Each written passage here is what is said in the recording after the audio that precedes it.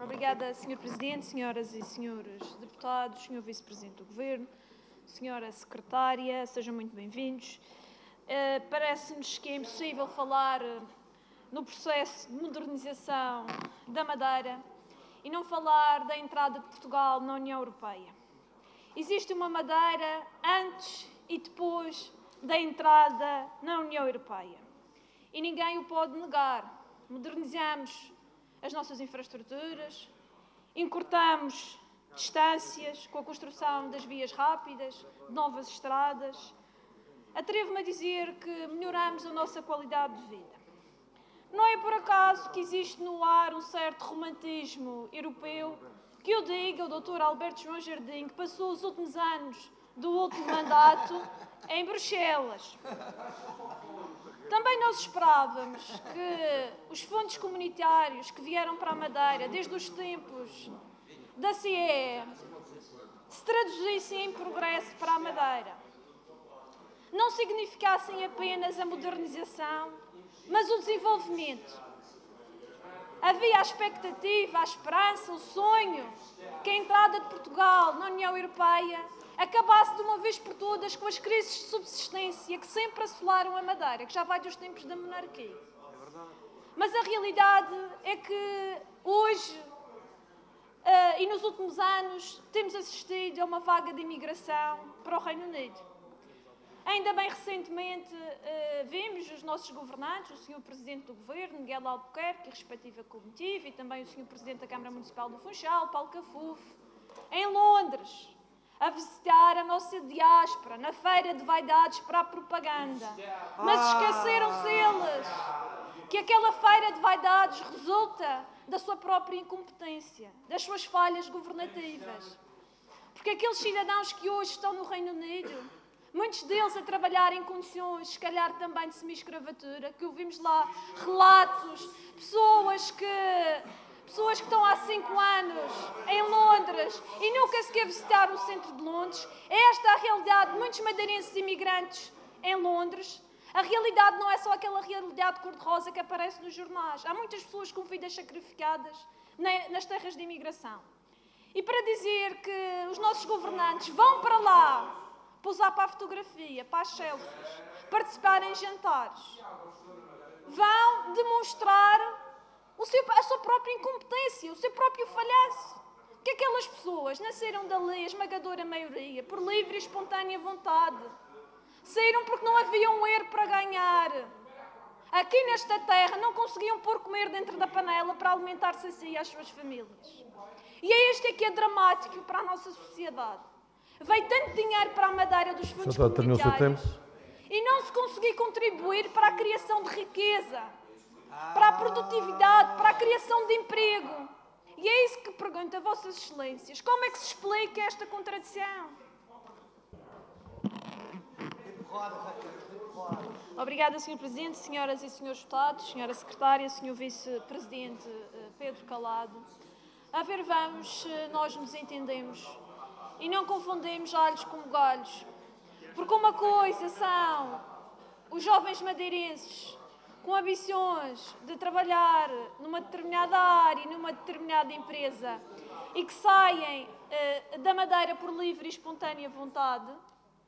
Outra coisa são os jovens madeirenses que saem por não terem alternativa, por não terem aqui qualquer possibilidade de emprego e qualquer fonte de rendimento. Nós sabemos que a grande maioria dos nossos imigrantes foge da ilha porque não há um euro para ganhar. O nosso governo, os nossos impostos, têm apostado na formação dos nossos jovens. As famílias têm feito inúmeros sacrifícios ao longo dos anos para apostar numa melhor educação dos seus filhos. Para que assim que esses filhos chegam à idade adulta e que concluem as suas licenciaturas e mestrados, vão contribuir não para a economia e para o desenvolvimento do seu país, mas para o desenvolvimento destes países mundo fora, dos países mais desenvolvidos. E isto não deixa de ser paradigmático, que nós estejamos a fazer um grande esforço financeiro para as gerações futuras e depois as gerações futuras não veem qualquer futuro na Madeira. Não acha isso paradigmático e um caso de estudo, da realidade madeirense? Obrigada, Sr. Presidente, senhoras e senhores deputados, Sr. Vice-Presidente do Governo. Neste plano de desenvolvimento económico e social regional 14-20, não resisto em responder ao seu último esclarecimento, porque existe aqui um fosso entre aquele que é o conhecimento de Vossa Excelência e aquela que é a percepção da realidade do Partido Trabalhista Português. Vossa Excelência está habituado a lidar com a fina nata da sociedade madeirense. Obviamente que essas pessoas que gravitam em torno de Vossa Excelência, em torno das empresas do regime, em torno do Governo, essas pessoas não passam dificuldades. Mas eu que lido com os denominados patas rapadas, como uma vez bem disse o Dr. Alberto João Jardim, a realidade destes patas rapadas é um pouco diferente.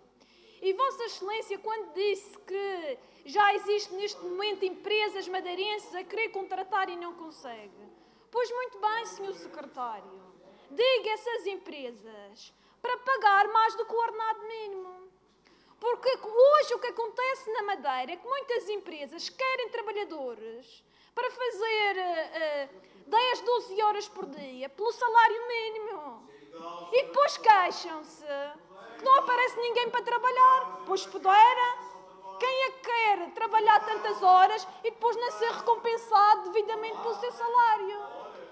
E já que existe falta de trabalho, falta de empregados em algumas empresas da região, sugiro Vossa Excelência que dispense alguns dos seus assessores, porque a Vice-Presidência já contratou 19 assessores. Dispensa algumas destas pessoas para distribuir para essas empresas. Pergunte se eles querem ir para essas empresas trabalhar por 500 euros. Muito obrigado. Obrigada, Sr. Presidente, senhoras e senhores deputados, senhores membros do Governo, Sr. Deputado Carlos Rodrigues. Ouvimos atentamente a sua intervenção.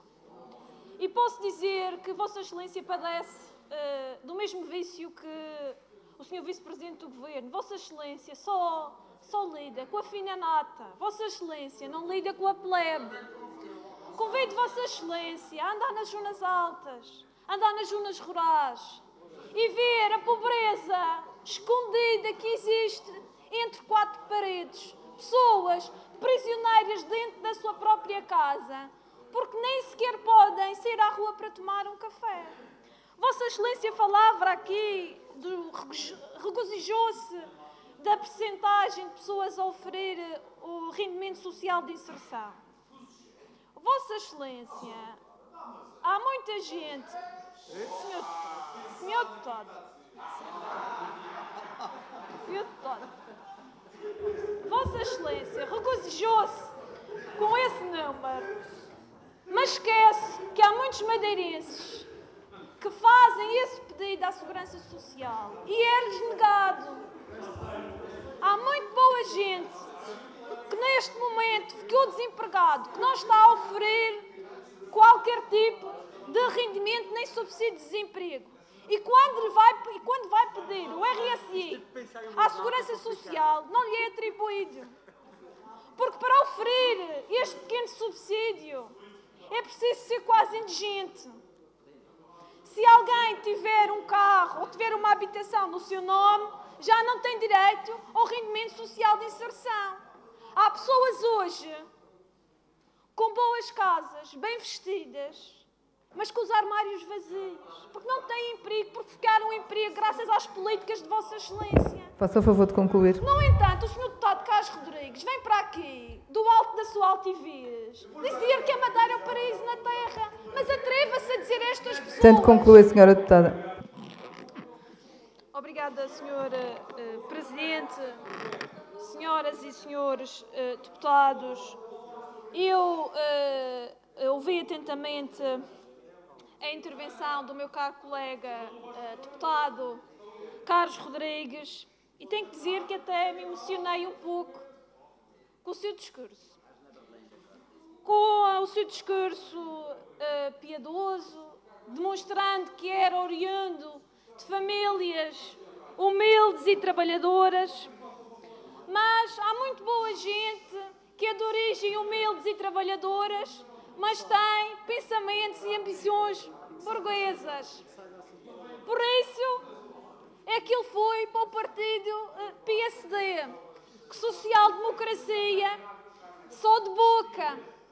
Vejamos o caso daquela família em Mexico, entrega um casebre, tábuas e zinco, na suposta Singapura do Atlântico.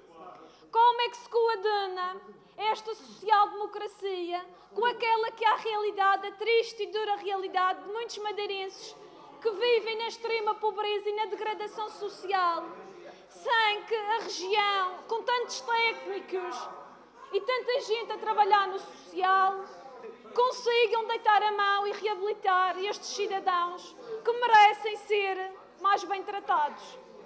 Vemos aqui os senhores deputados muito moralistas, gostam muito de apontar o dedo, gostam muito de criticar quem faz o seu trabalho. Mas quero dizer que, para o Partido Trabalhista Português, os desafios que se colocam é colocar mais um pão na mesa dos madeirenses e porto-santenses. É com esta premissa que nós fazemos a nossa luta. Tenho dito muito obrigada.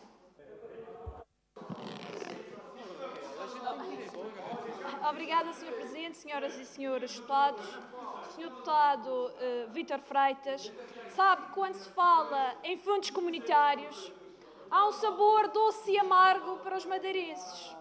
Doce porque permitiu modernizar a ilha e amargo porque é uma das razões que explica os 6 mil milhões de euros de dívida da Madeira.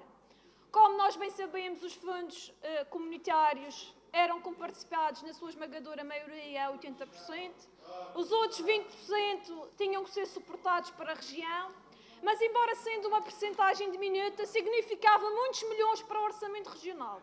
Dinheiro este que a região não detinha e teve que ir se endividar, teve que ir buscar à banca, que depois gerou aquela dívida colossal para os madeirenses e porto-santenses pagar.